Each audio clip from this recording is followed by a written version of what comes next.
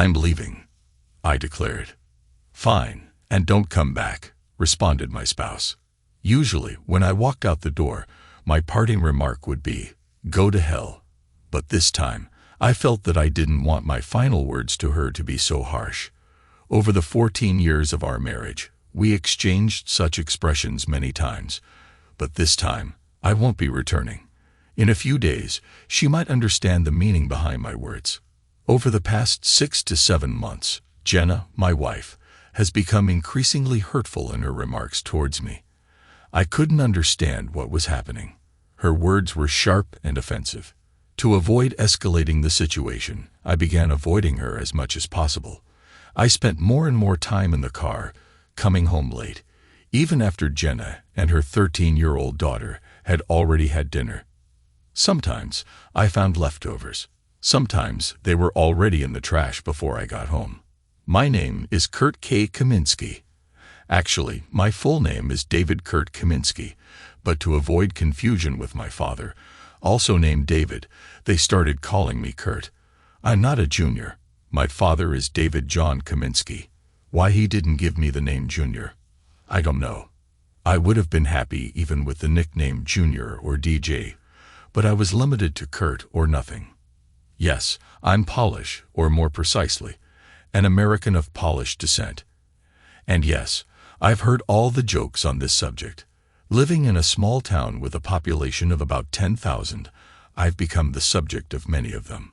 Although formally, I'm only half Polish, the other half is German, French, Irish, and English, but my surname, Kaminsky, makes me Polish. My wife, who will soon become my ex-wife, turned out not to be the person I thought she was. I found out about this just 4 weeks ago. My distant behavior over the past months was caused by her cruel words and actions. One Monday evening, I decided to have a snack at a local restaurant and overheard a conversation in the next booth. It turned out that my wife and my best friend, George Carey, were deceiving me. It was a blow. They talked about how they spent time together while I was busy in the parking lot, unaware of anything. I left trying to get away so they wouldn't notice me. It was unbelievable. Jenna was with George. He even served as the chauffeur at our wedding. He's my mechanic, who will still be servicing my cars for some time. Although strictly speaking, he's not my mechanic, but an independent contractor whom I hire for repairs and maintenance of my vehicles. Yes, I'm a used car salesman.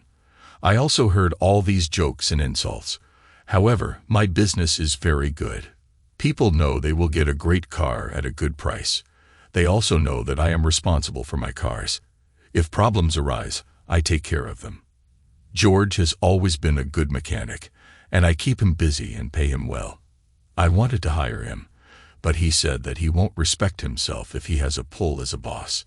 He said it jokingly, but I knew he was serious. Regardless, I hired him as my independent mechanic contractor, although he was not very independent. In fact, I was his only source of income. This fact will be his death. I left the restaurant and drove around the neighborhood. Could this be true? I asked myself, or is he just toying? They could have hired a private detective. But if what he said was true, then they only met twice a month. This may turn out to be a waste of money, but what I could do was check her phone and email. This is exactly what I decided to do. I returned home, and Jenna was as out of sorts as ever. This suited me. I didn't want to talk to her until I found out the truth. After she went to sleep on her side of the bed, I got up and checked her email. There was nothing suspicious there. Her phone was secured with a password. Yet it didn't take me long to ascertain that our daughter's birthday was the code. I noticed a few messages that could have been misinterpreted, but none from George. His name was among her contacts. But then again, he was my closest companion, so it wasn't unusual. Perhaps he was merely speaking humorously. Nonetheless, her recent behavior led me to believe that something might be amiss, perhaps not with George, but with someone else. I retired to bed, tossing and turning in an attempt to find sleep. It must have been sometime after 2:43 a.m. when it occurred, as that was the last time I checked the clock. The following day, at the car dealership, George arrived and made jests about the polls. This was typical of him, and I usually chuckled and let it pass. However, today I confronted him. "George, what do you truly know about Poland? I wager if I presented a map of the world, you wouldn't be able to locate it. You jest that all Poles are foolish, yet I'm certain they could locate the U.S., and perhaps even our state, on a map. Why don't you educate yourself?" George looked at me, unsure of what to say. He knew I was correct. He couldn't point out Poland if his life depended on it. George was never one for academic pursuits. He possessed street smarts and mechanical knowledge, but he had never been a scholar. I suppose that's why he gravitated towards me in high school. I helped him with his studies so he could at least graduate. Now I find myself reconsidering my choice of companions, making me contemplate my choice of spouse. I retreated to my office, closing the door behind me, pondering how I could gather evidence of what might be transpiring. Confronting them both would only lead to denial. I needed proof. I contacted a private investigator in Santa Fe, expressing my concerns. However, he informed me that monitoring them would be too costly, given that it only occurred twice a month. Instead, he suggested installing a beacon on my wife's phone, allowing me to track its location discreetly. He also mentioned the option of installing cameras in our home, but warned that unless I invested in high-quality, expensive ones, they would likely be discovered. I opted for the tracking program he recommended and assured him of payment for his advice. Despite his insistence that I owed him nothing, I felt compelled to compensate him for his assistance. That evening, after everyone had retired for the night, I surreptitiously installed the tracking app on my wife's phone and synced it with mine. It would operate inconspicuously in the background, unbeknownst to her. The next day, I checked the app periodically, noting her whereabouts. She worked part-time at the university bookstore, typically for 15 to 20 hours a week, earning discretionary income which she often spent at the salon. Later, she was at the grocery store before returning home. George, on the other hand, was home for most of the day, but coincidentally absent whenever Jenna was present. This provided some assurance that nothing untoward had occurred that day. Determined to mend relations with my wife and daughter, I suggested dining out together. Although my wife seemed somewhat apprehensive, my daughter, Carrie, displayed typical teenage reluctance. Despite her hesitance, I insisted, and she reluctantly accompanied us. Dinner was pleasant, though I made a point to mention George in conversation. Jenna's discomfort was evident as she quickly changed the subject, further fueling my suspicions. I yearned to uncover the truth behind George's remarks. That evening, I refrained from checking her phone, finding no success in examining her calls or messages. Either she deleted them promptly or refrained from making any at all. As we settled into bed, I thanked Jenna for joining us for dinner. She responded with gratitude, hinting at intimacy with her gaze. Mixed emotions swirled within me. If she had been unfaithful, did I desire intimacy? Resolved to await concrete evidence, I decided to let her initiate any further intimacy, hesitant to reciprocate until I had confirmed my suspicions. I refrained from taking the initiative. Eventually, we engaged in intimacy, but it was rather mundane. There's no need to delve into specifics. Nonetheless, I found some enjoyment in it. For the remainder of the week, I monitored the location of her phone, finding nothing unusual. On Saturday evening, after she had fallen asleep, I checked her phone for any messages or calls, once again finding nothing. I was on the verge of convincing myself that George was merely boasting, fabricating tales to impress someone with his intimate escapades. This wasn't the first time I had known this tendency since our school days. Returning to bed, I continued to toss and turn, my subconscious refusing to allow me rest. It was 2 o'clock in the morning, and I lay there, gazing at the ceiling, unable to sleep. Eventually, I rose from bed and made my way downstairs for a drink, hoping it would help me sleep. Seated with a glass of Jack Daniels and Coke in one hand and her phone in the other, I decided to check it once more. Entering the password, our daughter's date of birth, I unlocked the phone and navigated to the homepage. Suddenly, it struck me like an electric shock. Our daughter's birth date was the key. The pregnancy had been arduous. There were moments when we feared we might lose her. Something about her RA factor didn't align with my wife's. It felt as though my wife's body was at odds with the baby growing inside her. In the final 3 weeks of pregnancy, my wife was confined to bed rest to ensure she could carry the baby to term. And indeed she did. Exactly 9 months after our wedding, Carrie was born. We were overjoyed that she was healthy, but she proved to be a challenging child. Constant crying, difficulty sleeping, reluctance to nurse. Whatever it was, it made things difficult. In the second year of Carrie's life, my wife adamantly declared that we wouldn't be having another child. While it saddened me, the truth was, the arrival of our first child had drained much of the joy from our lives. Considering that she was born precisely 9 months after our wedding, she fell into the category often referred to as wedding night babies, conceived on the wedding night or during the honeymoon. A realization dawned on me. If George's claims were true, there was a strong likelihood that Jenna was already pregnant before our wedding night. Jenna had been on birth control pills, and we hadn't waited until marriage to engage in intimacy. In fact, it had been a significant part of our relationship. When questioned about Jenna's pregnancy, the doctor suggested that the stress of the wedding may have rendered the pills ineffective. If they were ineffective that night, it stood to reason they were ineffective before as well. Now I knew what needed to be done. There was a 50% chance that I wasn't the father. You know the saying, the early bird catches the worm. Well, in George's case, it seemed more fitting to say, the early worm catches the birdie. Rising from the couch, I made my way to the bathroom, where I retrieved some cotton swabs before heading to Carrie's room. She was fast asleep, finally settling into a good sleep schedule at the age of 4. She lay there, snoring softly, mouth agape. It was easy enough for me to take a Q-tip and swab the inside of her cheek. She didn't stir as I carefully sealed it in a plastic Ziploc bag. I repeated the process for myself. If it turned out Carrie was my biological daughter, it would still leave questions about Jenna's fidelity. If she wasn't genetically mine, well, I'd cross that bridge when I came to it. Sunday was dedicated to household chores, with each of us having our own responsibilities.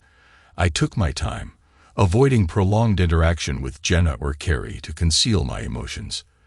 Though eager to uncover the truth, doubts plagued me throughout the day. Jenna eventually questioned my demeanor, to which I quickly responded with a fabricated explanation about plans for our business. She always referred to the business as ours, which, in a way, was comforting, though in reality, I had established a separate entity for the car park to protect my personal assets. Living in a conservative community, I was cautious not to let business dealings impact my personal life negatively. The idea to pay off credit cards and minimize financial risks stemmed from a desire to shield myself from potential fallout if Jenna were to discover my plans. This sudden realization prompted me to take action. Early Monday morning, I took the samples to Western New Mexico University and consulted with the head of the science department regarding genetic testing. They were accommodating, offering to conduct the necessary tests as part of their cellular and molecular biology program. I gave him some of my business cards and told him that he or anyone who worked on the samples would get 10% off the purchase. He seemed to appreciate it. I was thinking about replacing my Camry with a newer car. I may have to stop by and take a look at your selection. If you don't see anything you like, just let me know, and I'll work with you to find something you like. I told him. Thank you. I'll do that, he replied. I smiled when I left the university, but it was a concerned smile. The results could have been the end of my marriage. When I told Jenna about buying new cars to fill my lot, it was only to hide my worried expression. Now, I thought, this isn't a bad idea. I called Paul, my accountant, loan officer, and part-time salesperson, into my office and told him about my idea. We will succeed, he said. Paul, there's something else I'd like to do. I would like to pay off the mortgage on my house. Can we agree on a lump sum payment so I can do this? Let me take a look at the financials and get back to you after lunch, he said. As he left my office, I thought about calling my lawyer and asking for a referral to a family lawyer. Then I thought, you may be in a hurry. Let's see what the results are first. After all, I have yet to find any evidence that my wife was having an affair.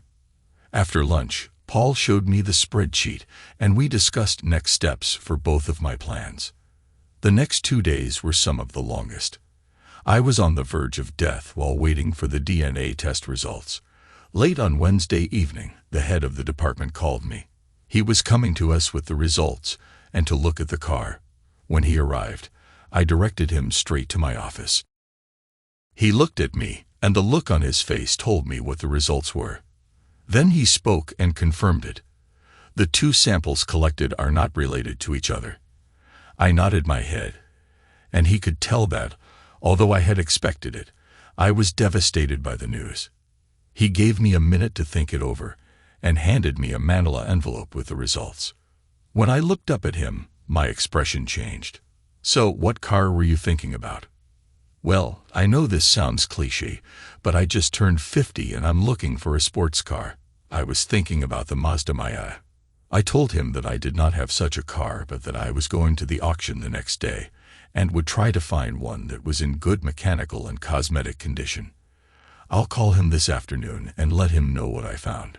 When he left, I told Anna that I would leave early, but if she needed me, I would only be a phone call away. I knew she wouldn't call.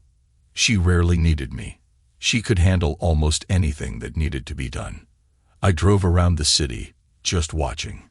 Strange, but for me, everything looked different. Then I called my lawyer. He was saddened by the news but referred me to another lawyer who he knew would do the right thing. After calling, I made an appointment for late evening the next day. I had a snack at a restaurant and thought while I was eating, have I really wasted the last 15 years of my life? I couldn't even say that I had a child from this marriage. Of course, I still considered her, to some extent, my child, but biologically, she was not. What should I do next? I knew I couldn't act like I didn't know anything. Of course, I wasn't ignorant before, but now that I knew, there was no turning back. One thing I knew for sure, George would pay. I didn't care that he had been my best friend for years. With friends like him, I could use more enemies. Janet would pay too. I wonder if she knew Carrie wasn't mine. Even if not, she hid this secret from me. The secret of her intimacy on her wedding day with my best man, my best friend. Now I had no reason not to believe what I had overheard. She had fun with him at least twice a month. I started to feel angry, and before I got out of control, I needed to be alone, away from everyone. I should have called Jenna and told her I wouldn't be home that evening. I couldn't go home. I would most likely do something that would land me in jail. She answered the call. Hello, Kurt. Hey, I'm going to spend the night in Albuquerque, so I can be ready for the auction at 8, I said emotionlessly. Oh, fine. Bon voyage. I don't usually go to Albuquerque for auctions, so this was unusual. I wondered if she would take advantage of the fact that I would be gone all night. She would have to blame Carrie on my parents, and it would be difficult to explain. However, I will periodically look at her phony tracker throughout the evening to see if she has decided to go somewhere else. I followed the roads to Albuquerque. I wanted to buy at least 20 cars, including a Mazda Miata. I would arrange to have them picked up and sent to my lot after the auction is over. Now the question in my head was who to entrust their mechanical inspection to. I knew that George would not get any more work from me after his routine inspections and machine repairs were completed. When he hears that I bought 24 cars, dollar signs will appear in his eyes. How much he can charge me for all this work. However, this will not happen, and I will keep it a secret until the last minute. I needed to talk to one of the local auction dealers to see who would be good enough and reliable enough to inspect them before shipping them to our small town. I got to Albuquerque around 9 a.m. and checked into a Best Western hotel. Even though I was the owner, I could not allow the money for an expensive hotel to be divided from the company's accounts. The room was comfortable, as was the bed. That's all I needed. I am a simple person with simple needs. When I entered the room, I immediately checked Jenna's phone tracker. I discovered that she was still at home, or at least her phone was at home. That night, sleep was difficult. I kept going over in my mind why she did what she did. How could she justify having a night with him on our wedding day, let alone twice a month for who knows how many years? I began to reconsider our marriage. He was never perfect, but I thought we loved each other exclusively. Now I know that this was a mistake on my part from the very beginning. In the first few years after the wedding, things were not easy. Of course, we weren't expecting a baby right away. We originally planned to wait 3 to 4 years and then start a family. 3 children are what we agreed on before the wedding. However, the fight with Carrie ruined these plans. When I found out that these plans were ruined by my best friend, all the struggle began to seem in vain. 14 years of wasted effort. There had been good times, of course, but even those were now overshadowed by this news. If Jenna hadn't had intimate with George, maybe she would have gotten pregnant with me. And maybe she wouldn't have had such a bad pregnancy and difficult child that made her not one anymore. George ruined my life when he seduced my future wife on my wedding day. Now he entertains her at least twice a month, and I'm sure that all the time he laughs at the ignorant pull he must pay. I thought to myself, lying down and trying to sleep. I was furious again. I needed to calm down. Otherwise, I wouldn't be able to sleep. I turned on the TV to some mindless comedy show. Laughter helped me calm down, and by 11 p.m., I was ready to fall asleep, looking forward to a long day. The auction went well. I got some great cars at great prices and got to know some dealers in the Albuquerque area. I didn't see any Miatas at auction, so I started asking other dealers. 2 of them had one each, one red, the other black. I asked them if they would be willing to make a deal once I found out what color my client preferred. Of course, each of them said, "Just let me know what cars are on your lot, and we'll get it done." I should have come to this auction more often. Communication with other businessmen engaged in the same type of business inspired me to expand my business. Besides, it distracted me from my problems. In the afternoon, when I met with the lawyer, the news was not very good. I will lose half of all my property and will have to pay alimony and child support. Child support for a child that wasn't even mine. Then I decided that I would not get a divorce. Instead, I'll leave her with George's baby. I would pay off the mortgage on the house. She could have stayed in it. But my name was the only one on the mortgage, so she couldn't sell it if I moved out, but continued to pay taxes and utilities. She wouldn't be able to resign and take the house. However, I had to decide what to do with my business. It was registered as a corporation, but somehow I knew that if I didn't do something to protect it, I could lose it. I needed to talk to my business lawyer about this. When I walked through the door of my house, I was exhausted from a long day. So I said to Jenna, "I'm tired. I'm going to take a shower and go straight to bed," and went to the bedroom. "Do you want to have dinner?" she called. "No, I had a late lunch," I answered. At least she thought to ask. The shower was wonderful. It felt like my problems almost melted away. I had problems, but I was on my way to solving them. I fell asleep a few minutes after my head hit the pillow. I had been stressed for the past week, and now that I had started making a plan of action, my mind could rest. Waking up early and feeling refreshed, I headed to the office before Jenna and Carrie even woke up. I had things to do and even more plans. When my staff started arriving, they found me knee-deep in spreadsheets, financial reports, and sales forecasts. I told Paul that I had purchased 23 cars and that within a week, we would close the deal on the car at the dealer in Albuquerque. I told Anna not to assign any more work to George, but to keep it a secret. She looked at me with a puzzled expression. "You are the boss." "Thank you, Anna. You are irreplaceable." At 9 a.m., I called my business lawyer and asked him what I should do. "Well, your business is registered, but there may still be a way she can force you to sell it to get half of its value. Have you thought about selling it beforehand? No. Do I need to? This will keep the business out of her hands, he said. This business is my life. I can't get rid of it, I told him. Okay, let me think a little and study the situation. I'll call you at the end of the week. This news was devastating. I have worked hard to build my business into what it is today. Here's the corrected passage. This is my child. Unlike Carrie, I thought to myself. Now I was filled with rage. Again, part of being a good business person is the ability to compartmentalize and multitask. I needed to put my personal problems aside and get back to business.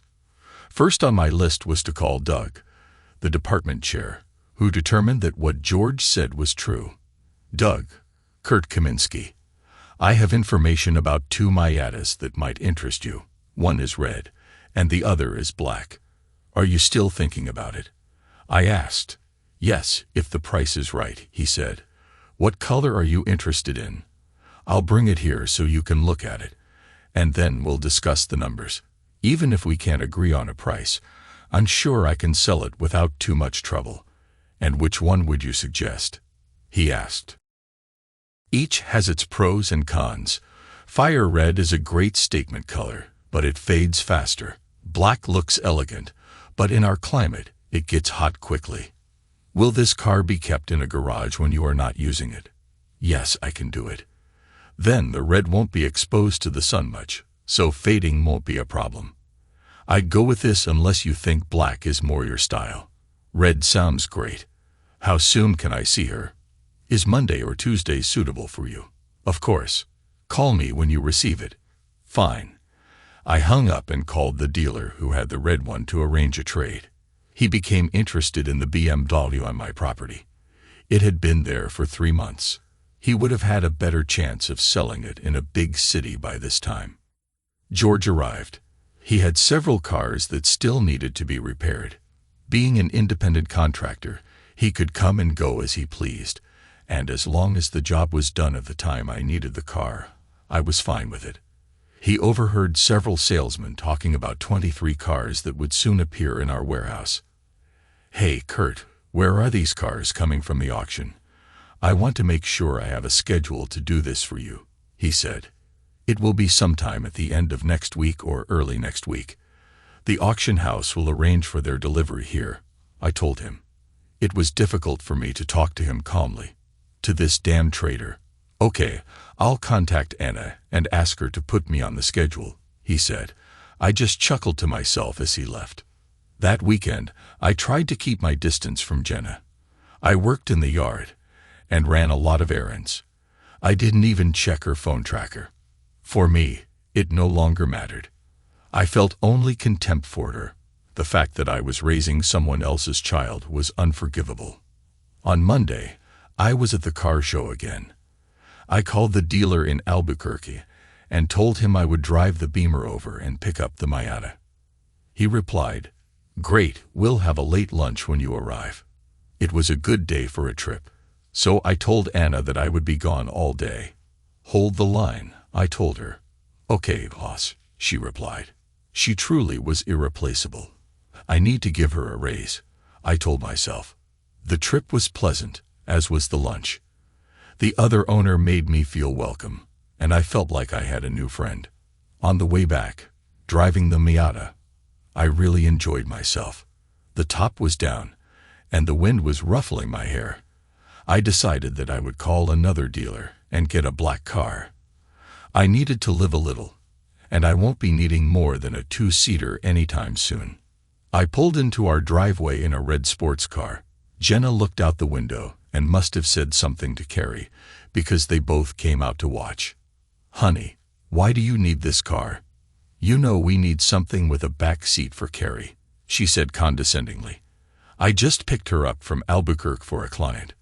Thought you might want to ride it," I replied. "No, honey, I don't like small cars," Jenna said with slight contempt. "Carrie," I said, motioning for my daughter to sit down. "No, Dad, I feel bad enough that they teased me because of my last name. I don't want to be seen driving around with a polished used car salesman. She said it like only a teenager could say it. I was stunned, to say the least. Where did this disrespect come from? When I looked at Jenna, I realized that she was acting as if Carrie had done nothing wrong. Great, now both women in my house are disrespectful to me. I know teenagers aren't supposed to be best buds with their parents, but the hurtful way she said it made me look at my entire family life as a sham. Well, I'm going to go for another ride. I'll be back as soon as I can, I said, putting the car in reverse and driving away. I drove along the roads of Silver City and its environs, fired up. My marriage was rapidly deteriorating. When I finally pulled into the driveway at 9:30, I immediately went upstairs, hopped in the shower, and climbed into bed. When I didn't come down from my shower, Jenna got up and came into the room. The light from the corridor shone directly into my eyes. I squinted and closed them. What? Are your feelings hurt because we didn't choose a sports car? Aren't you going to come down and spend time with your family? You are not only a Pole, you are also a child. Where did this attitude come from? I had to believe it came from George. She spent time with him, and his stripped-down attitude towards my roots rubbed off on her. Now she is passing it on to her daughter. It was her daughter, not mine. I guess I should get that into my head. I may have to support her, but she is not my daughter. It looks like you and your daughter would rather not have a Pole around, so you might as well just off. I was furious, and her attitude wasn't helping her one bit. She'll regret ever treating me the way she does now. Needless to say, from then on, the Kaminsky house was quiet and cold. The next day, I called Doug, and he came to check out the Miata. He was delighted. We talked the numbers over, and he was surprised at what a great price he got, $3,000 less than Kelly Blue Book. When he was about to leave, having filled out all the papers, he said, "My best friend is in charge of purchasing for the university, and we changed 16 cars approximately every 2 years. I know it's not much, but could you talk to him? Always happy to do business, and you know I'll make a deal with them," I said. "I'll ask Jim to call you at the end of this week." "Thank you," I said. That's how I grew my business, by treating people right and letting them know I valued their referrals. On Wednesday, my lawyer called me. "Hey, Kurt, I think I have a solution to your potential problem. Could you come by this afternoon to discuss it with me?" "Of course. I can't wait to start." "The atmosphere in my house is becoming simply unbearable," I said. At the meeting that day, I heard the plan and liked it. It will take about 2 weeks to implement, but if it works, it will be worth it. During these 2 weeks, I slowly moved personal belongings and tools from my home to an apartment in a nearby city. Also, during those 2 weeks, George was anxiously waiting for those 24 cars to arrive to do some work that he could bill me for. When he asked, I just put it off. This past weekend, I did some yard work, and when Jenna and Carrie weren't around, I cleaned out my closet and drawers. Jenna did laundry during the week, so she could do what she wanted on the weekends.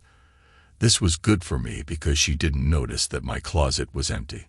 So this takes me back to that Monday night when I said to Jenna, "I'm leaving." She started being rude and disrespectful to me again, both as a Pole and as a used car salesman. In the past, I would go to a motel for a night or two, depending on how angry I was. On Tuesday morning after this explosion, I arrived at the parking lot early, and as my employees were entering, I asked them to go to the conference room. I closed the door behind them. I had weekly meetings, so this was nothing unusual. I started the meeting. "Good morning. As you all know, the cars that I bought a couple of weeks ago arrived yesterday afternoon. All of them have already been checked and prepared, so they are ready for sale. Right now, we no longer use George to do any work here. If he asks you, tell him we decided to go in a different direction, and leave it at that. You've all been amazing. You're like family, so it's hard for me to come to terms with what's next." I paused and wiped a tear from my eye. I sold the business. They all looked at me. There was surprise in their eyes. "However, nothing will change as far as your work is concerned." "Well, Besides Anna, you will perform some of my duties, and of course, will receive a corresponding increase. All of them, even in their surprised state, began to congratulate Anna. They all respected her and knew she deserved it. Anna, after the meeting, please come and talk to me. We will discuss some things. I will still be involved in the company, but only on an advisory basis and may sell occasionally. I don't want to take away your sales. They were all glad that I would still be around, at least sometimes. The meeting ended, and as we walked out the door, George was standing there. Hey, why wasn't I included in the meeting? He had been present at most of the previous meetings. Because it was a staff meeting, and you're not an employee, I said. He stuttered a little and then said, I see that the cars have finally arrived, so I'll get to work on them right away. No, they have already been carefully examined and prepared for sale. You don't need to do anything with them, I said sternly. He looked at me stunned. But I will check all your cars, Kurt. What's happening? George, I sold the business, and the new owner wants to move in a different direction. I told him, not ready to explode at him. I'll save that for another day. I left everything as is. It became clear to me that sometimes it is better to say fewer words. I can't believe you sold the business, he exclaimed. What should I do now? Of course, it was all about him. He was basically told that he was out of work. Well, I said you can pick up your check for what you did in the last 2 weeks. It wasn't that much. Anna used his services only a few times. He was relaxing before delivering 23 cars, thinking he would be busy when they arrived. How wrong he was. I didn't feel sorry for him at all. I just wish I could tell them that it was because he was a mean. When I met Anna, I asked her if she could keep our conversation a secret. Of course, Kurt, you know I'll never say anything you don't want, she assured me. Okay, here's the thing. I created companies that I registered in Nevada. One of the companies buys this parking lot, the other buys that company. I am the sole owner of shares in both companies. At some point, I will divorce Jenna and make sure she doesn't get the business. Why? She asked. I moved out of my house. Jenna doesn't know it yet, but I'm not going back. She had an affair with George. Actually, Carrie is not my daughter. I believe she is George's daughter. I don't even know if Jenna knows about this, let alone George. They'll soon find out. I'm not going to get a divorce, but I will continue to pay utilities and taxes for our house. This way, she won't be able to say that I abandoned her and take everything I have. Just in case she files for divorce due to irreconcilable differences, I don't want her to be able to take over the business. That's why I agreed that the company would be bought twice. Let them try to figure out what's going on. The proceeds from the sale will be spent by the time she gets her divorce done. Plus, I make next to nothing from consulting and a few commissions from sales. Anna, you are able to cope with daily operations. I'll be available to call if you have any questions, but let me say that I trust you and I trust your judgment. The smile came back to her face when I told her about the new owner, but when she heard about Jenna and George, she looked like she was ready to shoot someone. This was a woman whom I truly admired and respected. I continued, I have one more task for you, and then I will leave you. I need you to order a new sign and letterhead. We are changing the name of the business. This will further cement in George and Jenna's minds that the business has been sold to someone else. The new name of the business will be Helpless Car. I spelled the name so I knew she had it right. She looked at me in bewilderment. Someday I'll tell you why I chose this name. Suffice it to say, it tells the whole story. I said. She still looked puzzled, but she trusted me enough to follow my instructions. With that, I left, saying a few words to everyone as I left. I got into my car, an Audi, and drove down the road towards Albuquerque. About 2 hours passed when I received the call. Caller ID told me it was Jenna. I didn't expect her to call before the end of the evening. This has happened many times before. When I left, I'd go away for a day or two. She'd call. We'd talk, and I'd come back. Everything changed for a while. and then we became the same again. After a while, we would have a quarrel again, and the cycle would start all over again. I decided to answer the call, waiting to hear what nonsense he would spew this time. "Hello," I said through the speakerphone in the car. "CT, what's going on?" she said, somewhat hesitantly. "Nothing, just going to Albuquerque." "Why are you going there?" "To pick up the car," I said without emotion. So what I heard must not be true. So George must have called her, figuratively speaking. "Call your mistress to find out what is happening with her husband." "I don't know," I said. "What did you hear?" "George called me and said that you sold the business." "Why would he call you?" I asked, perplexing her. She corrected herself. "H-E-K, your best friend." He wondered if I knew what was going on. Best friend, what a joke. I was a joke to him, the stupid Pole who is helpless and does not know what is happening behind his back with his own wife. Apparently, my family was embarrassed that I was a used car salesman. So yes, I sold the business. Now you won't have to bear that stigma anymore. "Shouldn't we have talked about this first?" she said. I'm sure she was worried about how we would live. "Now, this is my company. I owned it before we got married, and I can sell it whenever I want. I just hope the new owner treats my former employees well." "So, did you get a good price for it?" Again, she was worried about how this would affect her standard of living. I didn't care. I just knew I needed to change jobs. "I'll start looking after I take a few weeks off to relax." "What about a mortgage?" she asked. "Oh, I used the money to pay off the house. You don't have to worry about that now. You just need to pay utilities and taxes." "What about food? What about gas? What about insurance?" she said, almost hysterical. "Oh, I guess I'm a stupid Pole. I didn't even think about them." "Do you think you could take on more hours at your job now?" She was excited. "When are you going to come back home?" This is the moment of truth. "I won't come back," I said casually. "What?" "I told you that evening that I was leaving. You told me not to come back, so I won't come back." "Don't worry. I'll find a way to pay all the utilities so the power won't be turned off." "You can't do this, Kurt. You must go back." I heard the desperation in her voice. "No, I really don't want to," I said dispassionately. "CT, don't do this," she cried. "I did it already." "What about your daughter?" she asked, trying to tug at my heartstrings. "You mean Carrie, the girl who is ashamed of her last name and the fact that her old man is or was a used car salesman, Kurt. She's just a 13-year-old girl. You can't take this to heart." "Well, it doesn't matter anymore. I won't be back again, so none of you will be embarrassed of me." With these words, I hung up and turned off the phone. Let her think about it. I knew that now she was trying to call me back and would be angry that I wasn't answering the phone. After calming down from the phone call, I tried to enjoy the leisurely drive to Albuquerque. I could only assume that the next call she would make was to her lover to get more information and to let him know what I had said.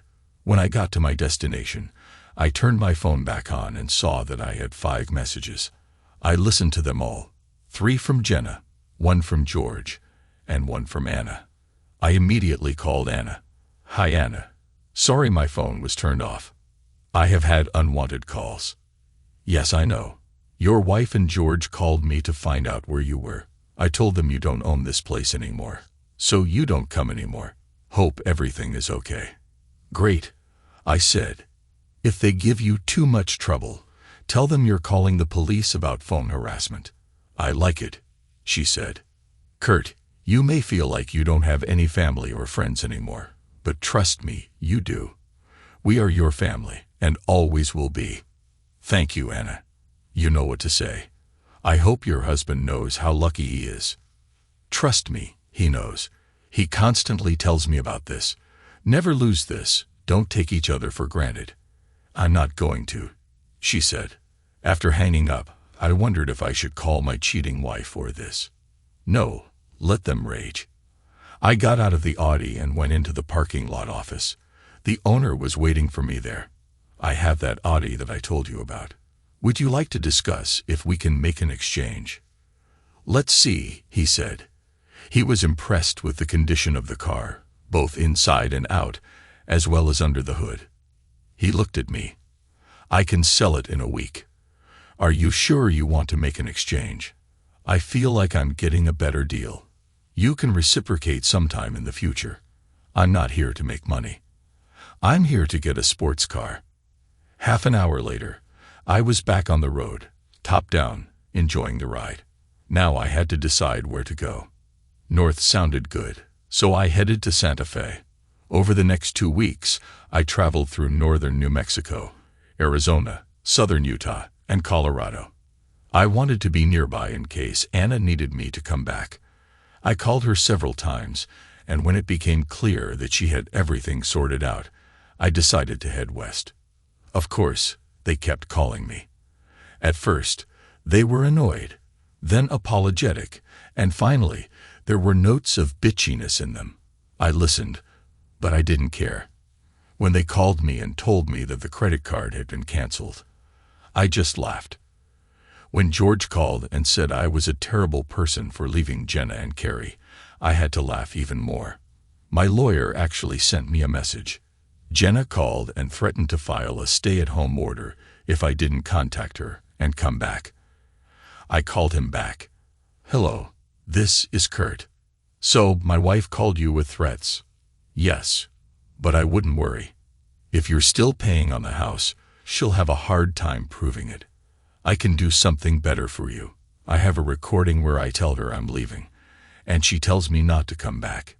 It's amazing. Send me a copy of it, he said.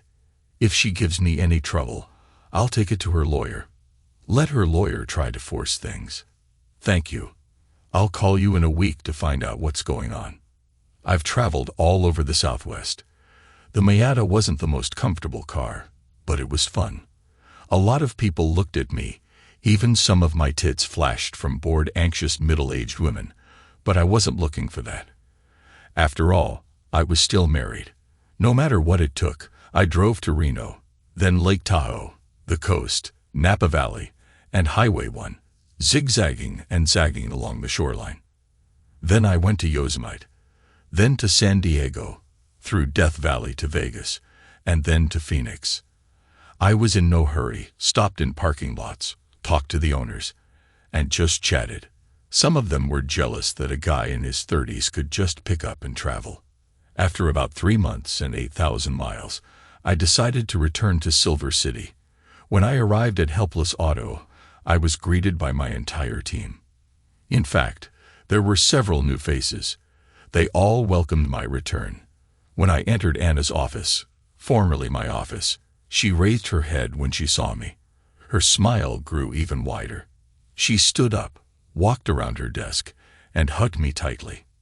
We talked for a while, and then I asked, "Do you think I can invite everyone to Wrangler's for food and drinks? Could you close the store at 5? At this point, it was 3, and I had a few errands to run. Of course, I will insist on this. The whole team will be there, I said. Goodbye, and told them all that I'll see you in 2 hours. They were in a good mood. Then I visited my lawyer. He told me earlier when I was traveling that Jenna tried to go down the abandonment route to get all my property, but he was able to thwart her efforts. We talked about what to do next. At 5, I met the team at Wrangler Restaurant. We had a great dinner, and it was nice talking to everyone. After about an hour and a half, they began to go home. Finally, it was just Anna and me. I left. She looked at me and said, "You know, Kurt, you may think that you are helpless, vulnerable, and don't understand anything, but you're wrong. You simply trusted those you loved." I looked at her. "So you got it right." "Yes, it took me a while, but you said the new name would tell the whole story." This haunted me until I realized it. You may be Polish, but all these jokes can never describe the real you. These jokes are an insult to you and your roots. Thank you, Anna. You are truly the main reason for my return. I had to see how you handle my responsibilities. Happy to say that you have not filled my shoes, but rather created a pair of your own. I had an excellent mentor, she thanked. We hugged, and she went home to her husband. He truly was a happy man. I returned to the apartment I had not been in for 3 months. It was musty here and needed good ventilation. I opened the windows and let the cool evening air fill the rooms. I grabbed a beer and sat on the terrace overlooking the pool. Several people were swimming there, and a family was playing. I thought about Jenna and me. We had such high hopes and dreams when we got married. Now they have all disappeared. Looking at the clock on the wall, I saw that it was about 8:30. A thought flashed through my head. Looks like it's time for a showdown. I got up, jumped into my Miata, and drove to my house. I guess technically it was still mine. I bought it before Jenna, and I got married, and my name was the only one on the deed. I was disappointed when I pulled into the driveway. The yard was not well kept. It seemed that the landscaping had not even been touched. The light was on, and I assumed Jenna was home. I went to the door and knocked. A minute later, the door opened, and Carrie stood there. Her eyes got big, and she asked, "Dad." "Hi, Carrie. Is your mom home?" She stuttered and then shouted, "Mother." I heard Jenna shout from the kitchen in a tense, high-pitched voice, "What's the matter?" She continued to look at me and said loudly in response, "Dad." Jenna came around the corner, saw me, and screamed, "Where are you going?" I decided to answer her cry in a calm, even voice. At that moment, George came out of the bedroom wearing only his underpants. "Oh," I said, the whole family is here, Mom, Dad, and child." "What the hell are you talking about?" Jenna spat back. "I suppose George moved to take my place after all. It is rightfully his." Jenna looked at me with a puzzled expression. Carrie said, "He lost his apartment after you fired him, and Mom needed a man to help pay the bills and take care of other responsibilities here since you left." Then the rage in her voice was palpable. "Well, young lady, it appears you were misinformed. He hated it when I corrected her. George was never my employee, and his insistence, so I could not fire him. As for bills, all utilities are paid, as is car insurance." "What about food and gasoline in the car?" Jenna shouted. "You had a job. Did you lose it? I know that before it was just your mad money, but it was enough for groceries and gasoline while I was away. So you think you'll come back? Back and just move back?" she asked. "No, I'll wait until you and your lover find somewhere to live." It was obvious that they were sleeping together in my house, and Carrie seemed okay with that. "I'm not going to move out of my house," Jenna said. "Correction, this is my house. It was mine before we got married, and only my name is written on the contract." I replied, "Well, you left, so now he's mine." "The law doesn't work that way. Since I pay the utilities and taxes, I am still the legal owner, and even though I have been gone for a short period of taxes, I am still the legal owner, and even though I have been gone for a short period of time, I still own it. Don't worry, I'll give you lovebirds until the end of next month to find a place to live. Just make sure you take your daughter with you." "What do you mean, your daughter?" "She is our daughter." You couldn't think of more truthful words.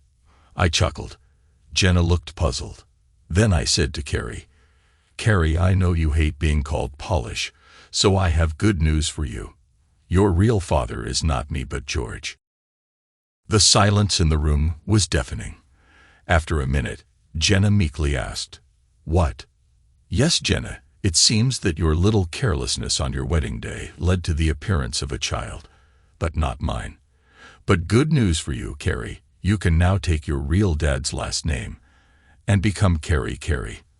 I wonder if maybe Mom didn't insist on the name Carrie as a sign of respect for her lover." I looked at Jenna, and she looked at George. He was white as a ghost. "What, George? Don't you want to be a dad? Well, that's a shame. Take responsibility. But look at it this way. It's just 4 more years, and then college." Jenna and George said almost in unison, "I do not believe in that." I threw them the DNA report. See for yourself." They grabbed it, looked at it, and then both fainted. "Carrie, tell the lovebirds that your mom will be served with divorce papers sometime next week, along with an eviction notice." I turned and walked away. The whole time I was gone, I wondered if this affair had been going on throughout the marriage. In fact, I wondered if she was even faithful to me. We met when she came to buy a car. George was working on a car, and we both thought it would be a great date. Did she choose me or not? I truly was helpless, ignorant, vulnerable all this time. George laughed at me behind my back and also made polished jokes in front of my face. I returned to the apartment and drank beer. In the morning, I went to the lawyer and asked him to start processing the documents. Of course, I knew that I would have to sell the house and split the proceeds, but being a barely working person, I did not have to pay alimony or child support, especially since there was already another man in my place. At least, that's what I hoped. I loved Jenna and George.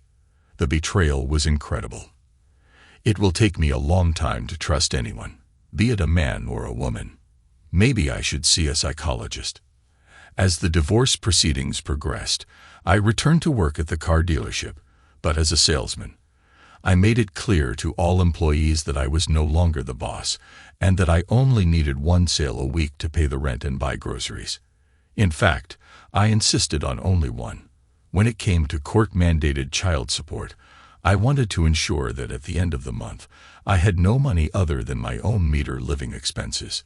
Jenna hired a lawyer. I don't know how she could afford it. Maybe he worked pro bono. He'll be surprised. They looked at my bank accounts and saw that I had spent the proceeds from the sale. They even looked at the sale itself, but found nothing wrong with it. They didn't dig deep enough. I heard from my fellow salespeople that while I was away, George came in almost every day for the first 2 weeks and talked to Anna about getting some work. She had no problem telling him no every time. In the end, he gave up. Now he regretted never getting his ASE certification because the only job he could find was at Valine Quick Oil Change with a salary of $13 per hour. I hoped Jenna went full-time, or they would have a hard time making ends meet. I contacted the realtor and informed Jenna that I was putting the house on the market in anticipation of a 50-50 split of all of our assets. She had already been served with an eviction notice, so she had to move out before the house was sold and closed. One evening, there was a knock on my door. Of course, it was Jenna. Opening the door, I looked at her. "What do you need, Kurt? Can we talk? I don't think this is a good idea. We're in a lawsuit against each other." "Come on, Kurt, it's just me here. No lawyers. Can't we sit down and have a civil conversation?" "Yeah, I guess, but let's go to Denny's," I said. "There will be witnesses," I thought to myself. I didn't trust her enough to be alone with her. We sat down in a booth at Denny's, and after a couple of minutes of pleasantries, I asked, "Why, Jenna?" She looked at me, hesitated, and answered, "I think the simple answer is that I liked both of you, and I couldn't decide." "So you were dating both of us at the same time?" She looked down at the table. "Yes," she admitted. "But George told me not to tell you anything because he knew it would ruin your personal and work relationship with him. So when I asked you to marry me, why did you say yes?" I asked. "Because I loved you." "What about George?" I asked. "I loved him too, but I understood that he would never be a suitable husband. When you asked me, he and I discussed it and ended our relationship. I wanted to focus on us and the preparations for our wedding. So, on our wedding day, while having a night with him, you said, 'I'm marrying him, but you're still my man.'" She started crying. Everything was wrong then. "What was it, Jenna?" She hesitated and then said, "I didn't want to lose him, and he didn't want to lose me." "Well, now you have each other and your child." By the way, she did a great job with the name. I didn't even notice until I had time to think during the 3 months on the road. "I didn't know Carrie wasn't yours," I said. "I really didn't." Then she looked at me and said, "Kurt, I wanted to talk to you today to tell you that I still love you." "It's nice to hear from you, Jenna, but I don't think you know what love is. I love you more than anything in the world, and obviously you can't say the same. I loved you, but I can honestly say that I don't love you anymore. I loved you with all my heart, but now I feel only contempt for you," I said. When I said this, she looked up at me and realized that our relationship was over. There will never be us again. I had to ask her one more question. "Have you ever stopped?"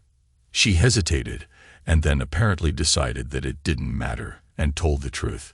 "We never stopped. We had our lulls, but we got together usually twice a month." I was hoping for a different answer, but I was still glad she told me the truth. "One more question. What happened about a year ago that made you treat me so badly?" Your attitude towards me began to change. The outward contempt was obvious, I asked. Her face turned red. Then she got a little angry. "George started trying to talk me into having a threesome, and not with you. I probably could have done it if you had participated, but we couldn't figure out how to do it. He kept insisting on it, and it made me resent you for something I know you would never do. I know it sounds strange, but I thought I could have my two men loving me together, and I resented you for not being the person to allow it." "So you did it?" I asked.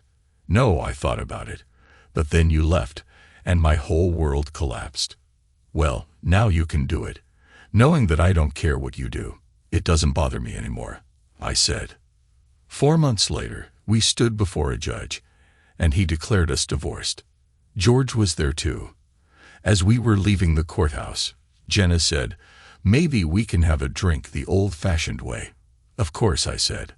By this time, the animosity I felt towards the two of them had disappeared. Then I thought, this will be the last time I have to be with them. Now they can be alone. Let the pigs live in their own filth. They deserve each other. Jenna will have to get used to a lower standard of living. Okay, maybe the animosity hasn't gone away.